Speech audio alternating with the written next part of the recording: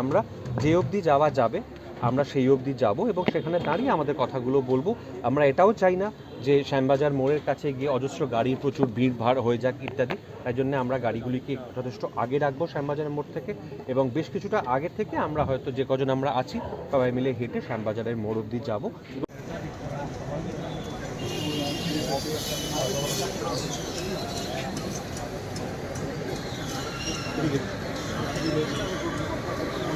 দেখুন, অরাজনৈতিক কথাটার মধ্যে এখন নানা রকম মানে তোলা হচ্ছে, অর্থ তোলা হচ্ছে, তো সেটা একটুখানি আমি ক্লিয়ার করে দিই যে অরাজনৈতিক বলতে এটা কোনো দলীয় পতাকাবিহীন এবং দলমত নির্বিশেষে।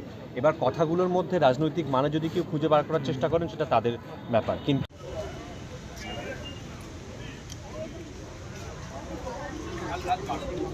আমি সমাজ মাধ্যমে থাকি না, কাজেই থ্যাঙ্কফুলি আমার চোখে পড়ছে না।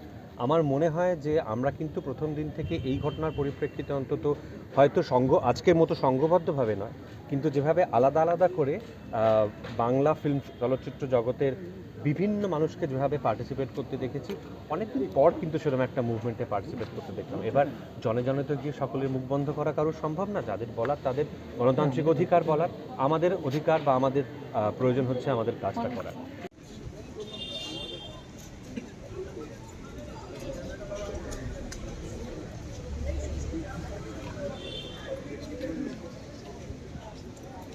কিন্তু এমন কিচ্ছু করবো না যাতে আইন লঙ্ঘিত হয়, আমরা এমন কিচ্ছু করবো না যাতে অযথা উত্তেজনা সৃষ্টি হয় বা অযথা কোনো রকম ধস্তাধস্তি বা কোনো রকম কেওয়াসের সৃষ্টি হয়। আবারও বলছি, আমাদের আজকের মিছিলটা কিন্তু সারা পশ্চিমবঙ্গ বা সারা কলকাতা বা সমস্ত সাধারণ মানুষ যে জিনিসটা চাইছে সেই কয়েকটা বিচার এবং কয়েকটা দাবি যেগুলি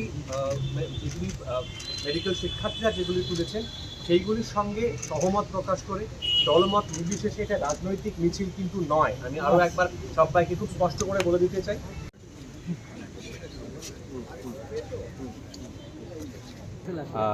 যখন এরকম একটি বোঝাই যাচ্ছে যে মানুষের মধ্যে অনেক ক্ষোভ জমে আছে, মানুষ বিচার চাইছে, সেখান থেকে যখন মুভমেন্ট হয় তখন প্রশাসনকে তো প্রশাসনের দায়িত্ব পালন করতে হবে। তাদেরকে তারা তো এনশিওর করার চেষ্টা করবেনই যে যাতে যান চলাচল স্মুথ থাকে, যাতে মানুষের হাঁটা চলা স্মুথ থাকে, বা যাতে প্রচুর জমায়েত না হয়ে হয়। এবার এটা একটা নেগোসিয়েশনের বিষয়, এটা প্রশাসনের সঙ্গে যারা আন্দোলন করছেন বা যারা আমাদের মতো যারা শান্তিপূর্ণ প্রতিবাদ করছেন, এটা প্রত্যেকের এটা নেগোসিয়েশনের বিষয়, এটা আন্ডারস্ট্যান্ডিংয়ের বিষয়। এবং এখনও অবধি কোথাও সরাসরি প্রশাসনের যে মুখগুলি তাদের কাছ থেকে কিন্তু সরাসরি এই কোথাও খুব বিরাট বাধা দেওয়া হয়েছে এমনটা নয়। কিন্তু ডেফিনেটলি প্রশাসন কি আর চাইবে যে গোটা শহর যানজটে বা স্তব্ধ হয়ে যাক আন্দোলন বা প্রতিবাদে? তারা তো চাইবে না। এইটা সবসময়তেই যে কোনো প্রতিবাদ, যে কোনো আন্দোলনের ইতিহাস এটাই হয়ে থাকে যে প্রশাসনের সঙ্গে একটা নেগোসিয়েশন বা একটা আন্ডারস্ট্যান্ডিংয়ে যেতে হয়।